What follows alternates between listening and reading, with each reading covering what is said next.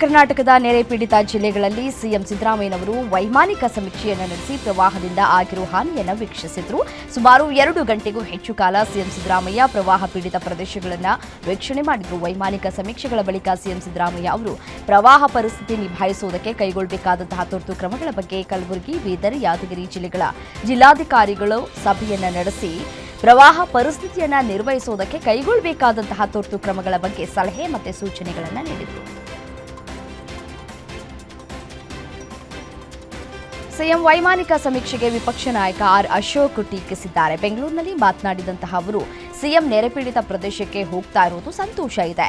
ವೈಮಾನಿಕ ಸಮೀಕ್ಷೆ ಯಾಕೆ, ರಸ್ತೆ ಮೇಲೆ ಸಿಎಂ ಹೋಗ್ತಾ ಇಲ್ಲ ಅಂತ ಹೇಳಿ ಪ್ರಶ್ನೆಯನ್ನು ಮಾಡಿದ್ದಾರೆ. ಸಿಎಂ ಏನು ದೆಹಲಿಯಿಂದಲೋ ಮುಂಬೈನಿಂದಲೋ ಬರ್ತಾ ಇದ್ದಾರಾ? ರಸ್ತೆಗಳಲ್ಲಿ ಗುಂಡಿ ಇರೋದಕ್ಕೆ ರಸ್ತೆ ಮಾರ್ಗದಲ್ಲಿ ಹೋಗ್ತಾ ಇಲ್ವಾ, ಅಥವಾ ರಸ್ತೆಯಲ್ಲಿ ಹೋದ್ರೆ ಜನ ಘೇರಾವ್ ಹಾಕ್ತಾರೆ ಅಂತ ಭಯ ಇದೆಯಾ? ಪರಿಸ್ಥಿತಿ ನಿಭಾಯಿಸುವಲ್ಲಿ ರಾಜ್ಯ ಸರ್ಕಾರ ವಿಫಲವಾಗಿದೆ ಅಂತ ಕಿಡಿಕಾರಿದ್ದಾರೆ. ಭೀಕರ ಪ್ರವಾಹಕ್ಕೆ ಉತ್ತರ ಕರ್ನಾಟಕದ ಜನ ತತ್ತರಿಸಿದ್ದಾರೆ. ಜನರ ಸಮಸ್ಯೆ ಬಗ್ಗೆ ಸಿಎಂಗೆ ಮನವರಿಕೆಯಾಗಿಲ್ಲ ಅಂತ ಬಿಜೆಪಿ ರಾಜ್ಯಾಧ್ಯಕ್ಷ ಬಿವೈ ವಿಜಯೇಂದ್ರ ಹೇಳಿದರು. ಕಲಬುರಗಿಯಲ್ಲಿ ಮಾತನಾಡಿದ ಅವರು ಅತಿವೃಷ್ಟಿಯಿಂದಾಗಿ ಬೆಳೆ ಸಂಪೂರ್ಣ ನಾಶವಾಗಿವೆ. ಬೆಳೆ ಕಳೆದುಕೊಂಡಂತಹ ರೈತರು ಕಂಗಾಲಾಗಿದ್ದಾರೆ. ಉಸ್ತುವಾರಿ ಸಚಿವರು ಎಸಿ ರೂಮ್ನಲ್ಲಿ ಕುಳಿತಿದ್ದಾರೆ. ನೆರೆ ಪೀಡಿತ ಪ್ರದೇಶಗಳಿಗೆ ಸಚಿವರು ಭೇಟಿಯನ್ನು ನೀಡಿಲ್ಲ. ವೈಮಾನಿಕ ಸಮೀಕ್ಷೆ ಮಾಡುವುದಾದರೆ ಜನಪ್ರತಿನಿಧಿಗಳು ಯಾಕೆ ಬೇಕು? ಕೂಡಲೇ ರೈತರಿಗೆ ಸಿಎಂ ಪರಿಹಾರವನ್ನು ಘೋಷಣೆ ಮಾಡಲಿ ಅಂತ ಒತ್ತಾಯಿಸಿದ್ದಾರೆ. ಉತ್ತರ ಕರ್ನಾಟಕದಲ್ಲಿ ಪ್ರವಾಹದ ಪರಿಸ್ಥಿತಿ ಉಂಟಾಗಿದೆ. ಇದರಿಂದ ಬಹಳಷ್ಟು ಹಳ್ಳಿಗಳು ಮುಳುಗಡೆಯಾಗಿವೆ ಅಂತ ಸಚಿವ ಎಂಬಿ ಪಾಟೀಲ್ ಹೇಳಿದರು. ಕಲಬುರಗಿಯಲ್ಲಿ ಮಾತನಾಡಿದ ಅವರು ಸಿಎಂ ಜೊತೆಗೆ ಈ ಭಾಗದ ಸಚಿವರು ಪರಿಹಾರದ ಬಗ್ಗೆ ಚರ್ಚೆ ಆಗಿದೆ. ಇಲ್ಲದಕ್ಕಿಂತ ಹೆಚ್ಚಾಗಿ ಕೇಂದ್ರ ಕೂಡ ಪರಿಹಾರವನ್ನು ನೀಡಬೇಕು. ವಿಜಯೇಂದ್ರಗೆ ಕೇಂದ್ರಕ್ಕೆ ಪರಿಹಾರ ಕೇಳಿ ಅಂತ ಹೇಳಿ ನಮ್ಮ ಸರ್ಕಾರವನ್ನ ಬಿಜೆಪಿಯವರು ಮುಟ್ಟಾಳ ಅಂತಾರಲ್ಲ. ಭದ್ರಾ ಮೇಲ್ದಂಡೆ ಯೋಜನೆ ಹಣ ಘೋಷಣೆ ಮಾಡಿಕೊಟ್ರ ಯೋಜನೆಗೆ ಹಣ ಕೊಡದೆ ಇರೋರು ಬಿಜೆಪಿ ಮುಟ್ಟಾಳರು ಅಂತ ವಾಗ್ದಾಳಿಯನ್ನು ನಡೆಸಿದರು. ಸಿಎಂ ಸಿದ್ದರಾಮಯ್ಯ ವೈಮಾನಿಕ ಸಮೀಕ್ಷೆ ಮಾಡಿ ಪರಿಸ್ಥಿತಿಯನ್ನ ನೋಡಿಕೊಂಡು ಪರಿಹಾರವನ್ನು ನೀಡುತ್ತಾರೆ ಅಂತ ಸಚಿವ ಶರಣ ಪ್ರಕಾಶ್ ಪಾಟೀಲ್ ಹೇಳಿದರು. ಕಲಬುರಗಿಯಲ್ಲಿ ಮಾತನಾಡಿದ ಅವರು ರೈತರಿಗೆ ಅಡ್ವಾನ್ಸ್ ಮಾಡಿ ಅಂತ ಹೇಳಿ ರಾಜಕೀಯ ಮಾಡೋದು ಸರಿಯಲ್ಲ. ನಮ್ಮ ಸರ್ಕಾರ ರೈತರ ಪರವಾಗಿದೆ. ಸಿಎಂ ಸಿದ್ದರಾಮಯ್ಯ ವೈಮಾನಿಕ ಸಮೀಕ್ಷೆ ಬಳಿಕ ಪರಿಹಾರವನ್ನು ನೀಡುತ್ತಾರೆ ಅಂತ ಹೇಳಿದರು.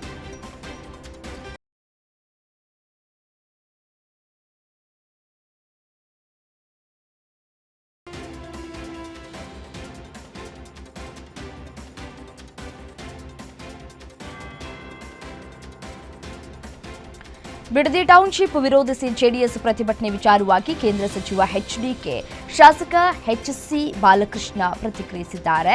ಈ ಯೋಜನೆ ಪ್ರಾರಂಭ ಮಾಡಿದ್ದೇ ಕುಮಾರಸ್ವಾಮಿಯವರು. ಬೈರಮಂಗಲ ಸರ್ಕಲ್ನಲ್ಲಿ ಈ ಯೋಜನೆ ನನ್ನ ಕನಸಿನ ಕೂಸು ಅಂತಿದ್ರು ಕುಮಾರಸ್ವಾಮಿ. ಕನಸನ್ನ ನಾವು ನನಸು ಮಾಡ್ತಾ ಇದ್ದೇವೆ. ರೈತರ ಭೂಮಿ ನೋಟಿಫಿಕೇಶನ್ ಮಾಡಿ ರೆಡ್ ಝೋನ್ಗೆ ಸೇರಿಸಿದ್ದೇ ಎಚ್ಡಿಕೆ. ಆದರೆ ಈಗ ಅವರೇ ರಾಜಕೀಯವಾಗಿ ಮಾತನಾಡ್ತಾ ಇದ್ದಾರೆ ಅಂತ ವಾಗ್ದಾಳಿಯನ್ನು ನಡೆಸಿದರು. ಅಕ್ರಮ ಆಸ್ತಿ ಗಳಿಕೆ ಆರೋಪದ ಮೇಲೆ ಕಾಂಗ್ರೆಸ್ನ ಶಾಸಕ ಜಿಟಿ ರಾಜೇಗೌಡ ಮನೆ ಮೇಲೆ ಲೋಕಾಯುಕ್ತ ದಾಳಿಯನ್ನು ನಡೆಸಿದೆ. ಕೋರ್ಟ್ ನಿರ್ದೇಶನದಂತೆ ರಾಜೇಗೌಡ ವಿರುದ್ಧ ಲೋಕಾಯುಕ್ತದಲ್ಲಿ ಎಫ್ಐಆರ್ ದಾಖಲಾಗಿತ್ತು. ಎಫ್ಐಆರ್ ಬೆನ್ನಲ್ಲೇ ಲೋಕಾಯುಕ್ತ ತನಿಖೆಯನ್ನು ಚುರುಕುಗೊಳಿಸಿದೆ. ಶೃಂಗೇರಿ ವಿಧಾನಸಭಾ ಕ್ಷೇತ್ರ ಕಾಂಗ್ರೆಸ್ನ ಶಾಸಕ ರಾಜೇಗೌಡ ಪತ್ನಿ ಪುಷ್ಪ ಹಾಗೂ ಮಗನ ವಿರುದ್ಧ ಪ್ರಕರಣ ದಾಖಲಾಗಿದೆ. ಎಫ್ಐಆರ್ ದಾಖಲಾದ ಬೆನ್ನಲ್ಲೇ ಚಿಕ್ಕಮಗಳೂರು ಲೋಕಾಯುಕ್ತ ಪೊಲೀಸರು ತನಿಖೆಯನ್ನು ನಡೆಸುತ್ತಾ ಇದ್ದಾರೆ. ಸೌಜನ್ಯ ಪರ ಹೋರಾಟಗಾರ ಹಾಗೂ ಸಾಮಾಜಿಕ ಕಾರ್ಯಕರ್ತ ಮಹೇಶ್ ತಿಮ್ರೋಡಿ ಗಡೀಪಾರು ಮಾಡಿ ಪುತ್ತೂರು ಸಹಾಯಕ ಆಯುಕ್ತರು ಒಂದು ಆದೇಶವನ್ನು ಹೊರಡಿಸಿದ್ರು. ಈ ಒಂದು ಆದೇಶ ರದ್ದು ಕೋರಿ ಮಹೇಶ್ ಶೆಟ್ಟಿ ತಿಮ್ರೋಡಿ ಕರ್ನಾಟಕ ಹೈಕೋರ್ಟ್ ಮೆಟ್ಟಿಲೇರಿದ್ದು ಅರ್ಜಿ ವಿಚಾರಣೆ ನಡೆಸಿದ ಹೈಕೋರ್ಟ್ ಗಡೀಪಾರಿಗೆ ತಡೆಯಾಜ್ಞೆಯನ್ನು ನೀಡಿದೆ. ಗಡೀಪಾರು ಆದೇಶ ಪ್ರಶ್ನಿಸಿ ಹೈಕೋರ್ಟ್ ಮೆಟ್ಟಿಲೇರಿದ ಮಹೇಶ್ ಶೆಟ್ಟಿ ತಿಮ್ರೋಡಿಗೆ ಬಿಗ್ ರಿಲೀಫ್ ಸಿಕ್ಕಿದೆ.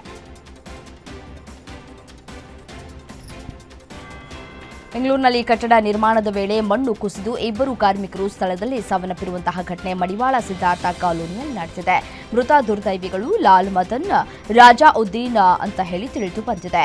ಭೀಕರ ದುರಂತದಲ್ಲಿ ಮತ್ತೋರ್ವನ ಸ್ಥಿತಿ ಇದೀಗ ಚಿಂತಾಜನಕವಾಗಿದ್ದು ಗಂಭೀರ ಸ್ಥಿತಿಯಲ್ಲಿರುವ ಸೈಫುಲ್ಲಾಗೆ ಖಾಸಗಿ ಆಸ್ಪತ್ರೆಯಲ್ಲಿ ಚಿಕಿತ್ಸೆಯನ್ನ ನೀಡಲಾಗ್ತಾ ಇದೆ.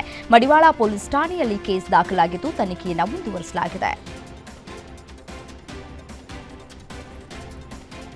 ಯಾದಗಿರಿ ಜಿಲ್ಲೆಯಲ್ಲಿ ನೆರೆ ಹಾವಳಿಯಿಂದ ಗ್ರಾಮಸ್ಥರಿಗೆ ಅತಂತ್ರ ಸ್ಥಿತಿ ಎದುರಾಗಿದೆ. ಶಹಾಪುರ ತಾಲೂಕಿನ ಹುರಸಗುಂಡಿಗಿ ಗ್ರಾಮದ ಸಂತ್ರಸ್ತರು ಡಿಸಿ ಕಚೇರಿಗೆ ಭೇಟಿಯನ್ನು ನೀಡಿ ಜಿಲ್ಲಾಧಿಕಾರಿಗಳು ಬಂದು ನಮ್ಮ ಸಮಸ್ಯೆ ಕೇಳಬೇಕು, ಜಿಲ್ಲಾಧಿಕಾರಿಗಳು ಬರುವವರೆಗೂ ನಾವು ಇಲ್ಲಿಂದ ಹೋಗೋದಿಲ್ಲ, ರಾತ್ರಿಯಾದರೂ ಸರಿ ಇಲ್ಲೇ ಇರ್ತೇವೆ ಅಂತ ಮಹಿಳೆಯರು ಪಟ್ಟಣ ಹೇಳ್ತಿದ್ದಾರೆ.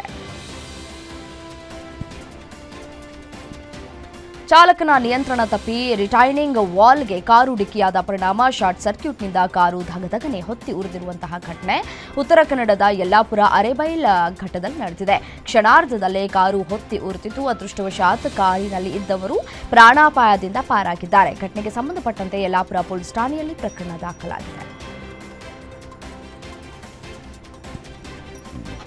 ಆರೋಗ್ಯ ಸಚಿವರೇ ಇಲ್ಲಿ ನೋಡಿ, ಉತ್ತರ ಕನ್ನಡ ಜಿಲ್ಲೆಯ ಕಾರವಾರದ ನೂತನ ಜಿಲ್ಲಾ ಆಸ್ಪತ್ರೆಯ ಅವ್ಯವಸ್ಥೆಯನ್ನ ಕಳಪೆ ಕಾಮಗಾರಿಯಿಂದ ಕಟ್ಟಡದ ಮೇಲ್ಭಾಗದ ಸಿಮೆಂಟ್ ಶೀಟುಗಳು ಕಸಿದು ಮಹಾ ದುರಂತವೇ ತಪ್ಪಿದೆ. ನೋಡಿ, 198.27 ಕೋಟಿ ರೂಪಾಯಿ ವೆಚ್ಚದಲ್ಲಿ ನಿರ್ಮಾಣವಾಗಿದ್ದಂತಹ ಕಿಮ್ಸ್ ವೈದ್ಯಕೀಯ ವಿಜ್ಞಾನ ಸಂಸ್ಥೆಯ ಅಧೀನದಲ್ಲಿ ಇರುವಂತಹ ಜಿಲ್ಲಾಸ್ಪತ್ರೆಯ 4 ಅಂತಸ್ತಿನ ಕಟ್ಟಡ ಇದು. ಉದ್ಘಾಟನೆಗೂ ಮುನ್ನವೇ 2ನೇ ಮಹಡಿಯಲ್ಲಿ ಶೀಟ್ಗಳು ಕುಸಿತಗೊಂಡಿದ್ದು ಭಾರೀ ದುರಂತವೇ ತಪ್ಪಿದೆ.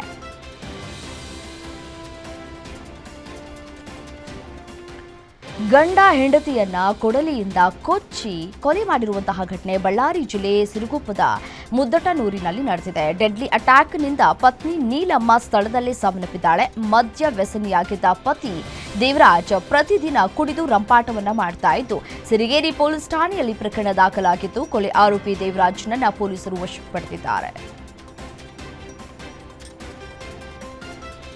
ಇಂದು ಕೂಡ ಕರಾವಳಿ ಜಿಲ್ಲೆಗಳು ಬಾಗಲಕೋಟೆ, ಬೆಳಗಾವಿ, ಬೀದರ್, ಧಾರವಾಡ, ಗದಗ, ಹಾವೇರಿ, ಕಲಬುರಗಿ, ಕೊಪ್ಪಳ, ರಾಯಚೂರು, ವಿಜಯಪುರ, ಯಾದಗಿರಿ ಹಾಗೂ ದಕ್ಷಿಣ ಒಳನಾಡಿನ ಬಳ್ಳಾರಿ, ಬೆಂಗಳೂರು ಮತ್ತು ಚಾಮರಾಜನಗರ, ಹಾಸನ, ಕೊಡಗು, ಕೋಲಾರ, ಮಂಡ್ಯ, ಮೈಸೂರು, ರಾಮನಗರ ಸೇರಿ ಹಲವು ಜಿಲ್ಲೆಗಳಲ್ಲಿ ಹಗುರ ಮಳೆಯಾಗುವ ಸಾಧ್ಯತೆ ಇದೆ.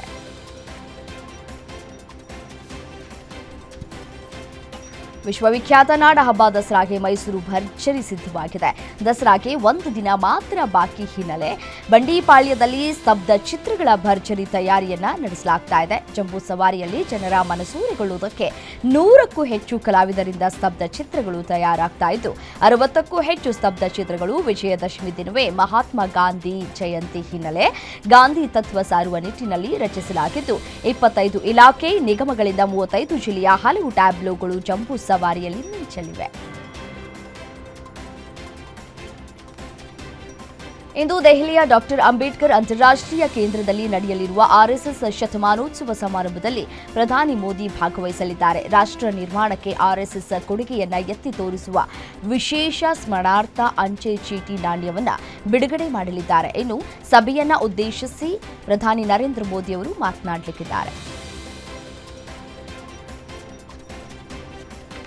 ಗಾಜಾ ಸಂಘರ್ಷವನ್ನ ಕೊನೆಗೊಳಿಸುವುದಕ್ಕೆ ಅಮೆರಿಕ ಅಧ್ಯಕ್ಷ ಟ್ರಂಪ್ ಮಾಡಿರುವಂತಹ ಸಮಗ್ರ ಯೋಜನೆಗಳನ್ನು ಪ್ರಧಾನಿ ಮೋದಿ ಸ್ವಾಗತಿಸಿದ್ದಾರೆ.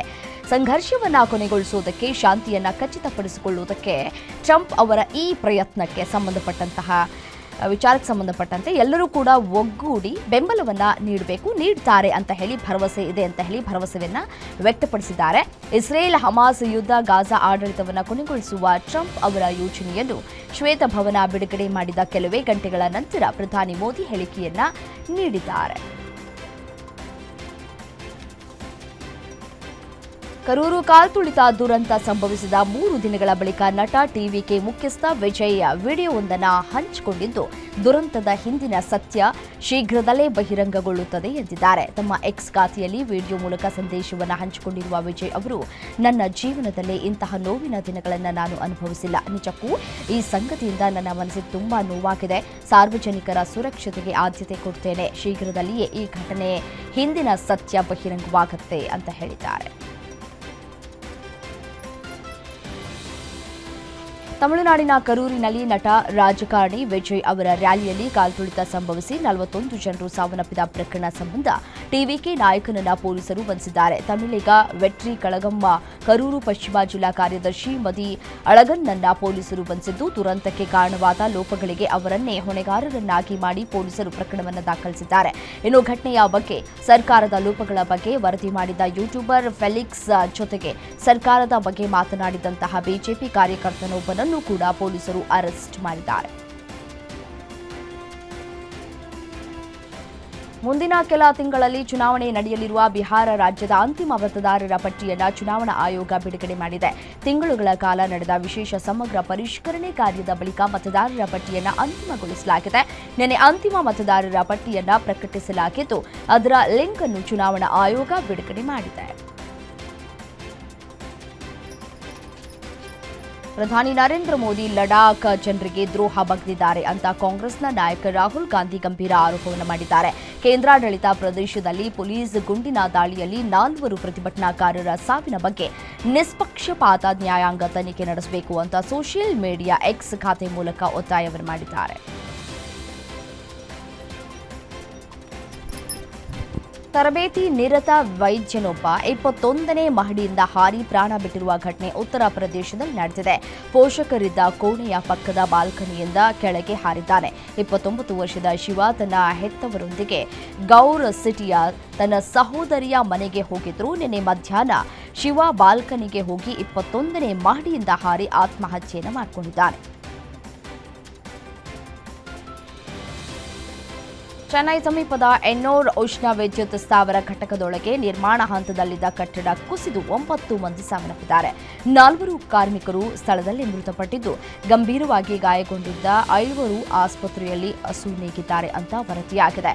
ಇನ್ನು ಬಹಳ ಜನರು ಗಾಯಗೊಂಡಿದ್ದಾರೆ. ಗಾಯಾಳುಗಳನ್ನು ಸ್ಟ್ಯಾನ್ಲಿ ಆಸ್ಪತ್ರೆಗೆ ಸಾಗಿಸಲಾಗಿದೆ. ಸಾವಿನ ಸಂಖ್ಯೆ ಮತ್ತಷ್ಟು ಏರಿಕೆಯಾಗುವ ಸಂಭವವಿದೆ. ಸಾಫ್ಟ್ವೇರ್ ಎಂಜಿನಿಯರ್ ಪತ್ನಿಯ ಜೊತೆ ಜಗಳವಾಡಿ ಆಕೆಯನ್ನ ಕೊಂದು ಸ್ನೇಹಿತನಿಗೆ ವಿಷಯ ತಿಳಿಸಿ ಬಳಿಕ ತಾನೂ ಆತ್ಮಹತ್ಯೆ ಮಾಡಿಕೊಂಡಿರುವಂತಹ ಘಟನೆ ಗುರುಗ್ರಾಮದಲ್ಲಿ ನಡೆದಿದೆ.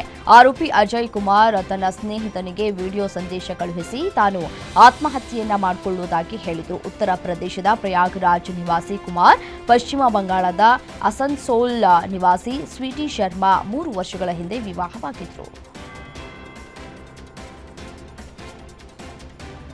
ಗೆಳತಿ ಅತ್ಯಾಚಾರ ಆರೋಪ ಮಾಡಿದ್ದಕ್ಕಾಗಿ ಮನನೊಂದು ಟೆಕ್ಕಿ ಆತ್ಮಹತ್ಯೆಗೆ ಶರಣಾಗಿರುವ ಘಟನೆ ಛತ್ತೀಸ್ಗಢದಲ್ಲಿ ನಡೆದಿದೆ. ಗೆಳತಿಯೇ ತನ್ನ ಮೇಲೆ ಅತ್ಯಾಚಾರದ ಆರೋಪ ಹೊರಿಸಿದ್ದಕ್ಕೆ ರೈಲಿನ ಮುಂದೆ ಹಾರಿ ಪ್ರಾಣವನ್ನು ಬಿಟ್ಟಿದ್ದಾರೆ. ಪ್ರೀತಿ ಹೆಸರಿನಲ್ಲಿ ದ್ರೋಹ ಬಗೆದಿದ್ದಾರೆ ಅಂತ ಆತ ಆತ್ಮಹತ್ಯೆ ಪತ್ರದಲ್ಲಿ ಬರೆದಿದ್ದಾನೆ. ಸೆಪ್ಟೆಂಬರ್ 27ರಂದು ಉಸಲಾಪುರ ರೈಲ್ವೆ ಹಳಿಯಲ್ಲಿ ಗೌರವ್ ಸವನ್ನಿ ಅವರ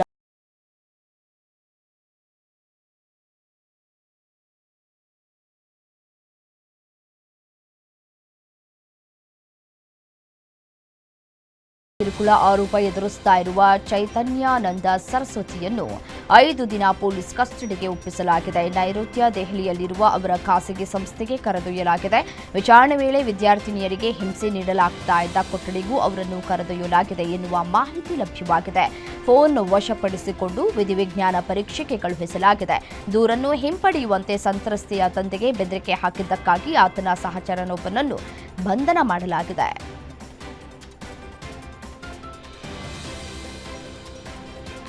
ಮದುವೆಯ ಮೊದಲ ದಿನ ನಮ್ಮ ಸಂಪ್ರದಾಯದಲ್ಲಿ ಗಂಡ ಹೆಂಡತಿ ಒಟ್ಟಿಗೆ ಇರಬಾರದು ಅಂತ ನವ ವಧು ಗಂಡನನ್ನ ನಂಬಿಸಿ ಬೇರೆಡೆ ಮಲಗಿಸಿ ಮನೆಯಲ್ಲಿರುವ ಚಿನ್ನಾಭರಣ ಹಣ ದೋಚಿ ಪರಾರಿಯಾಗಿರುವ ಘಟನೆ ರಾಜಸ್ಥಾನದ ಕಿಶನ್ ನಗರದಲ್ಲಿ ನಡೆದಿದೆ. ಈ ಘಟನೆಯಿಂದ ವರನ ಕುಟುಂಬ ಆಘಾತಗೊಂಡಿದೆ. ವ್ಯಕ್ತಿ ಆಗ್ರಾದ ಮಹಿಳೆಯೊಂದಿಗೆ ವಿವಾಹವಾಗಿದ್ದ. ಮದುವೆಯ ಮೊದಲ ರಾತ್ರಿಯೇ ಚಿನ್ನಾಭರಣ ಮತ್ತು ಹಣವನ್ನ ತೆಗೆದುಕೊಂಡು ವಧು ನಾಪತ್ತೆಯಾಗಿದ್ದಾಳೆ.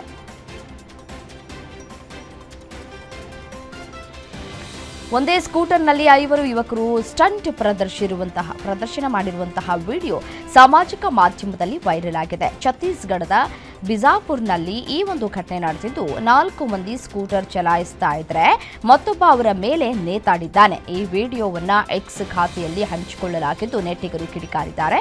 ಇಂತಹ ದುರ್ವರ್ತನೆ ತೋರಿದ ಯುವಕರ ವಿರುದ್ಧ ಕಠಿಣ ಕ್ರಮವನ್ನು ಜರುಗಿಸಬೇಕು ಅಂತ ಹೇಳಿ ಆಗ್ರಹಿಸಲಾಗ್ತಾ ಇದೆ. ಕೇಂದ್ರ ಸರ್ಕಾರಿ ನೌಕರರಿಗೆ ದಸರಾ ಹಬ್ಬಕ್ಕೆ ಭರ್ಜರಿ ಗಿಫ್ಟ್ ಅನ್ನು ನೀಡಲಾಗಿದ್ದು, ಸರ್ಕಾರವು ತನ್ನ ಉದ್ಯೋಗಿಗಳಿಗೆ ಬೋನಸ್ ನೀಡಲಿದೆ. ಆದಾಯ ಇಲಾಖೆ ಗ್ರೂಪ್ ಸಿ ಮತ್ತು ನಾನ್ ಗೆಜೆಟೆಡ್ ಗ್ರೂಪ್ ಬಿ ಉದ್ಯೋಗಿಗಳಿಗೆ ಉತ್ಪಾದಕತೆ ಸಂಬಂಧಿತ ಬೋನಸ್ ರೂಪದಲ್ಲಿ 30 ದಿನಗಳ ಸಂಬಳಕ್ಕೆ ಸಮಾನವಾದ ಅಡ್ಹಾಕ್ ಬೋನಸ್ ಅನ್ನು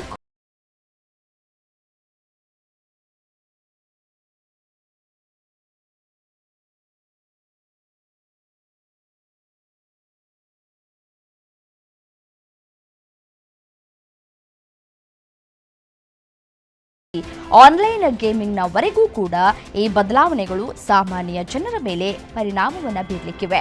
ಫೋನ್ ಪೇ, ಗೂಗಲ್ ಪೇ, ಪೇಟಿಎಂನಂತಹ ಯುಪಿಐ ವೇದಿಕೆಗಳಲ್ಲಿ ಈ ಬದಲಾವಣೆ ಜಾರಿಯಾಗಲಿದೆ. ಆನ್ಲೈನ್ ವಂಚನೆ ತಡೆಗಟ್ಟುವುದಕ್ಕೆ ಮತ್ತು ಸುರಕ್ಷತೆಯನ್ನು ಹೆಚ್ಚಿಸುವುದಕ್ಕೆ ಈ ಒಂದು ಕ್ರಮವನ್ನು ಕೈಗೊಳ್ಳಲಾಗ್ತಾ ಇದೆ ಅಂತ ಎನ್ಪಿಎಸ್ಐ ಸುತ್ತೋಲೆಯನ್ನು ಹೊರಡಿಸಿದೆ. ದೇಶದ ಔಷಧ ರಫ್ತು ಈ ವರ್ಷದ ಅತ್ಯಂತ ವೇಳೆಗೆ ಪ್ರಸ್ತುತ $27 ಬಿಲಿಯನ್ ಗಳಿಂದ $30 ಬಿಲಿಯನ್ ದಾಟುವ ನಿರೀಕ್ಷೆ ಇದೆ ಅಂತ ಕೇಂದ್ರ ವಿಜ್ಞಾನ ಮತ್ತು ತಂತ್ರಜ್ಞಾನ ಸಚಿವ ಡಾಕ್ಟರ್ ಜಿತೇಂದ್ರ ಸಿಂಗ್ ಹೇಳಿದ್ದಾರೆ. ಭಾರತವನ್ನು ವಿಶ್ವದ ಔಷಧಾಲಯ ಅಂತ ವರ್ಣಿಸಲಾಗ್ತಾ ಇದೆ. 200 ದೇಶಗಳಿಗೆ ಭಾರತವು ಲಸಿಕೆಗಳನ್ನು ಪೂರೈಸ್ತಾ ಇದೆ. ಸದ್ಯ ಭಾರತದ ದೇಶೀಯ ಔಷಧ ಮಾರುಕಟ್ಟೆಯು $60 ಬಿಲಿಯನ್ ಆಗಿದ್ದು 2030ರ ವೇಳೆಗೆ ಇದು $130 ಬಿಲಿಯನ್ ಗಳಿಗೆ ಏರುವ ನಿರೀಕ್ಷೆ ಇದೆ ಅಂತ ಹೇಳಿದರು.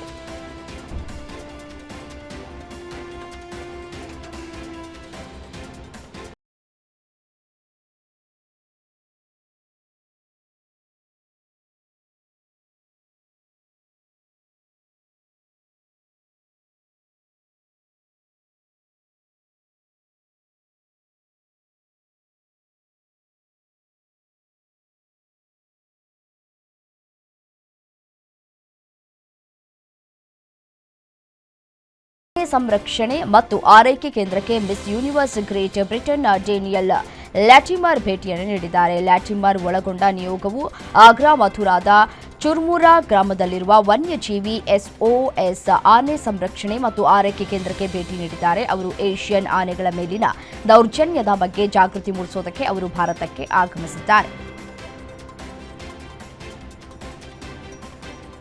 ಐತಿಹಾಸಿಕ ಕೆಂಪುಕೋಟೆ ಮೈದಾನದಲ್ಲಿ ನಡೀತಾ ಇರುವ ವಿಶ್ವವಿಖ್ಯಾತ ಲವಕುಶ ರಾಮಲೀಲಾ ಉತ್ಸವದ 8ನೇ ದಿನ ರಾಮ ಭಕ್ತರ ಉತ್ಸಾಹ ಉತ್ತುಂಗಕ್ಕೇರಿತ್ತು. ಕಥೆಯಲ್ಲಿ ಬರುವ ರಾಮ ಸೇತು ನಿರ್ಮಾಣ ದೃಶ್ಯವನ್ನ ಕೃತಕ ಬುದ್ಧಿಮತ್ತೆ ಬಳಸಿ ಪರದೆಯ ಮೇಲೆ ಪ್ರದರ್ಶಿಸಲಾಯಿತು. ಇದು ನೋಡುಗರನ್ನ ಆಕರ್ಷಿಸಿತು.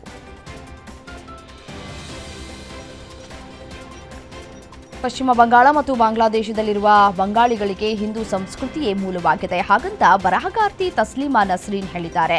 ಬಂಗಾಳದ ಹಿಂದೂ, ಮುಸ್ಲಿಂ, ಕ್ರೈಸ್ತರು, ನಾಸ್ತಿಕರು ಯಾರೇ ಆಗಲಿ ಬಹುತೇಕ ಎಲ್ಲರ ಪೂರ್ವಿಕರು ಭಾರತೀಯ ಹಿಂದುವೇ ಆಗಿದ್ದಾರೆ ಅಂತ ಹೇಳಿದ್ದಾರೆ. ಚಿತ್ರ ಸಾಹಿತಿ ಜಾವೇದ್ ಅಖ್ತರ್ ಅವರು ಉತ್ತರ ಪ್ರದೇಶದ ಅವಧ್ನಲ್ಲಿರುವ ಗಂಗಾ ಜುಮುನಿ ತೆಹಜೀಜ್ ಸಂಸ್ಕೃತಿಯನ್ನು ಉಲ್ಲೇಖವನ್ನು ಮಾಡಿದ್ದಾರೆ. ಮತ್ತೊಂದು ಕಡೆ ಇಲ್ಲಿ ನೋಡಿ, ಮಧ್ಯಪ್ರದೇಶದ ಜಬಲ್ಪುರದಲ್ಲಿನ ನುನ್ಹಾಯ ದುರ್ಗಾದೇವಿ ಮೂರ್ತಿಯನ್ನ 10 ಕೋಟಿ ರೂಪಾಯಿ ಮೌಲ್ಯದ ಆಭರಣಗಳಿಂದ ಅಲಂಕಾರ ಮಾಡಲಾಗಿದೆ. ದೇವಿಯನ್ನ ದೇವಾಲಯಕ್ಕೆ ಕರೆದೊಯ್ಯುವ ರಥವು 350 ಕೆಜಿ ಬೆಳ್ಳಿಯಿಂದ ಮಾಡಲ್ಪಟ್ಟಿದೆ. ಮಾರುಕಟ್ಟೆಯಲ್ಲಿ ಇದರ ಬೆಲೆ 5 ಕೋಟಿ ರೂಪಾಯಿಗಳಿಗೂ ಹೆಚ್ಚು. ಜಬಲ್ಪುರದಲ್ಲಿ 157 ವರ್ಷಗಳಿಂದ ದುರ್ಗಾ ಪೂಜೆಯನ್ನ ಅದ್ದೂರಿಯಾಗಿ ಆಚರಿಸಿಕೊಂಡು ಬರಲಾಗ್ತಾ ಇದೆ.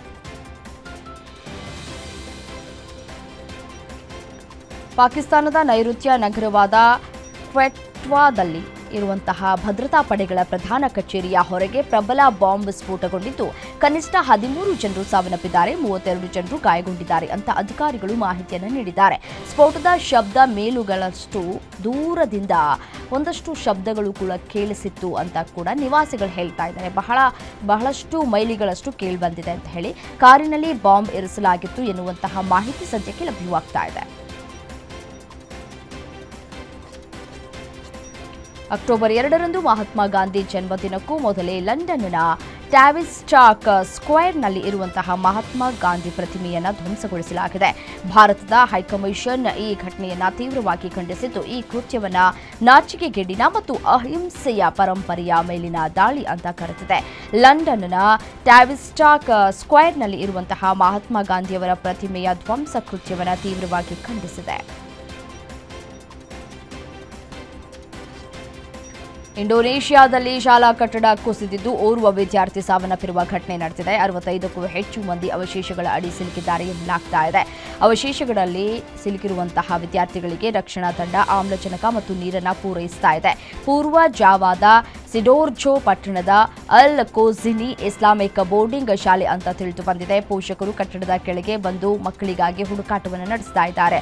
ಹಲವು ವಿದ್ಯಾರ್ಥಿಗಳಿಗೆ ಪೆಟ್ಟಾಗಿದೆ, ಮೂಳೆಗಳು ಮುರಿದಿವೆ, ತಲೆಗಳಿಗೂ ಕೂಡ ಪೆಟ್ಟಾಗಿವೆ.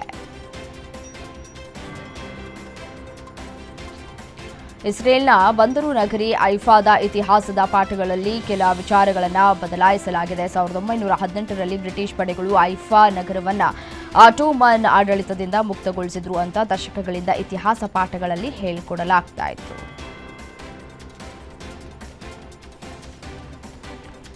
ಈ ಬಾರಿಯ ಏಷ್ಯಾ ಕಪ್ ಟಿ20 ಟೂರ್ನಿಯಲ್ಲಿ ಅಜೇಯ ಸಾಧನೆಯೊಂದಿಗೆ ಟ್ರೋಫಿ ಗೆಲ್ಲಿಸಿಕೊಟ್ಟ ಟೀಂ ಇಂಡಿಯಾದ ನಾಯಕ ಸೂರ್ಯಕುಮಾರ್ ಯಾದವ್ಗೆ ತವರಿನಲ್ಲಿ ಅದ್ದೂರಿ ಸ್ವಾಗತದ ಮೂಲಕ ಬರಮಾಡಿಕೊಳ್ಳಲಾಗಿದೆ.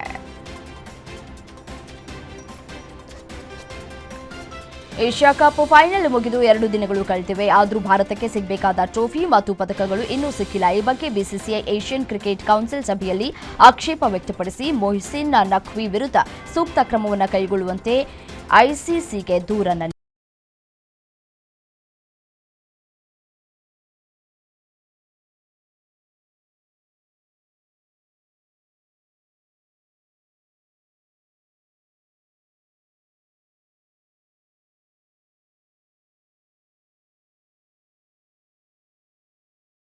ರಾಯಲ್ ಚಾಲೆಂಜರ್ಸ್ ಬೆಂಗಳೂರು ತಂಡ ಮಾರಾಟವಾಗುತ್ತಾ? ಕೋವಿಡ್ ಲಸಿಕೆ ಕೋವಿಶೀಲ್ಡ್ ತಯಾರಿಸಿದ ಸೀರಂ ಇನ್ಸ್ಟಿಟ್ಯೂಟ್ ಆಫ್ ಇಂಡಿಯಾದ ಮುಖ್ಯ ಕಾರ್ಯನಿರ್ವಾಹಕ ಅಧಿಕಾರಿ ಅದಾರ್ ಪೂನಾವಾಲಾ ಖರೀದಿಸ್ತಾರಾ ಅನ್ನುವಂತಹ ಸುದ್ದಿ ಹರಿದಾಡ್ತಾ ಇದೆ. ಆರ್ಸಿಬಿ ಶೇರ್ ಅನ್ನು ಮಾರಾಟ ಮಾಡೋದಕ್ಕೆ ಡಿಯಾಜಿಯೋ ಮುಂದಾಗಿದೆ ಅಂತ ಐಪಿಎಲ್ ಮಾಜಿ ಮುಖ್ಯಸ್ಥ ಲಲಿತ್ ಮೋದಿ ಸಾಮಾಜಿಕ ಜಾಲತಾಣದಲ್ಲಿ ಬಾಂಬ್ ಸಿಡಿಸಿದ್ದಾರೆ.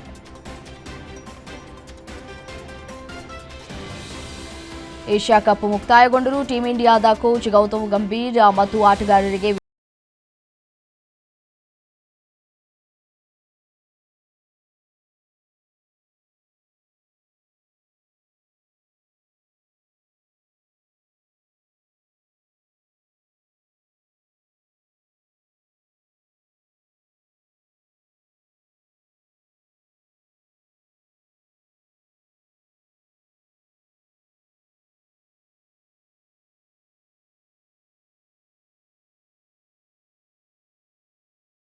ಗೇಮಿಂಗ್ ಪ್ಲಾಟ್ಫಾರ್ಮ್ಗೆ ಸಂಬಂಧಿಸಿ ಜಾರಿ ನಿರ್ದೇಶನಾಲಯವು ಕೆಲ ಕ್ರೀಡಾಪಟುಗಳು ಹಾಗೂ ನಟ ನಟಿಯರ 100 ಕೋಟಿ ಆಸ್ತಿಯನ್ನು ಅಕ್ರಮ ಹಣ ವರ್ಗಾವಣೆ ಪ್ರಕರಣದ ಅಡಿ ಮುಟ್ಟುಗೋಲು ಹಾಕುವ ಸಾಧ್ಯತೆ ಇದೆ. ಸಿನಿಮಾ ಮಂದಿರಗಳಲ್ಲಿ ಏಕರೂಪ ಟಿಕೆಟ್ ದರ ನಿಗದಿ ಮಾಡಿದ ಸರ್ಕಾರದ ಆದೇಶವನ್ನು ಹೊಂಬಾಳೆ ಫಿಲ್ಮ್ಸ್ ಹಾಗೂ ಮಲ್ಟಿಪ್ಲೆಕ್ಸ್ ಅಸೋಸಿಯೇಷನ್ ಕೋರ್ಟ್ನಲ್ಲಿ ಪ್ರಶ್ನೆ ಮಾಡಿದ್ವು. ಇತ್ತೀಚೆಗೆ ರಾಜ್ಯ ಸರ್ಕಾರದ ಆದೇಶಕ್ಕೆ ಹೈಕೋರ್ಟ್ ಮಧ್ಯಂತರ ತಡೆ ನೀಡಿತ್ತು. ಹೀಗಾಗಿ ಕಾಂತಾರ ಚಾಪ್ಟರ್ 1 ಸೇರಿ ಅನೇಕ ಸಿನಿಮಾಗಳಿಗೆ ಟಿಕೆಟ್ ದರ ಹೆಚ್ಚಿಸಿಕೊಳ್ಳುವುದಕ್ಕೆ ಸಾಧ್ಯವಾಗಿದೆ.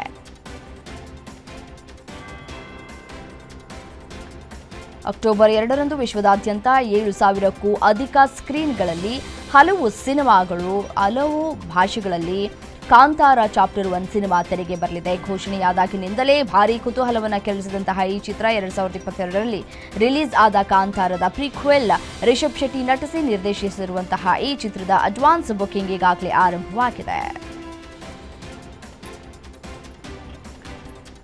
ಸೆಪ್ಟೆಂಬರ್ 25ರಂದು ತೆರೆಕಂಡ ಪವನ್ ಕಲ್ಯಾಣ್ ನಟನೆಯ ಓಜಿ ಬಾಕ್ಸ್ ಆಫೀಸ್ನಲ್ಲಿ ದಾಖಲೆ ಬರೆದಿದೆ. ಕರ್ನಾಟಕದಲ್ಲಿ ಚಿತ್ರದ ಟಿಕೆಟ್ ಬೆಲೆ ಹೆಚ್ಚಿಸಿದ್ದಕ್ಕೆ ಭಾರೀ ವಿರೋಧ ವ್ಯಕ್ತವಾಗಿ ಸಿನಿಮಾ ಬಹಿಷ್ಕರಿಸುವುದಕ್ಕೆ ಕೆಲವು ಸಂಘಟನೆಗಳು ಕರೆಯನ್ನು ನೀಡಿದ್ವು. ಸದ್ಯ ರಿಷಬ್ ಶೆಟ್ಟಿ ಅವರ ಕಾಂತಾರ ಚಾಪ್ಟರ್ 1 ಚಿತ್ರಕ್ಕೂ ಇದೇ ಸ್ಥಿತಿ ಎದುರಾಗಿದೆ.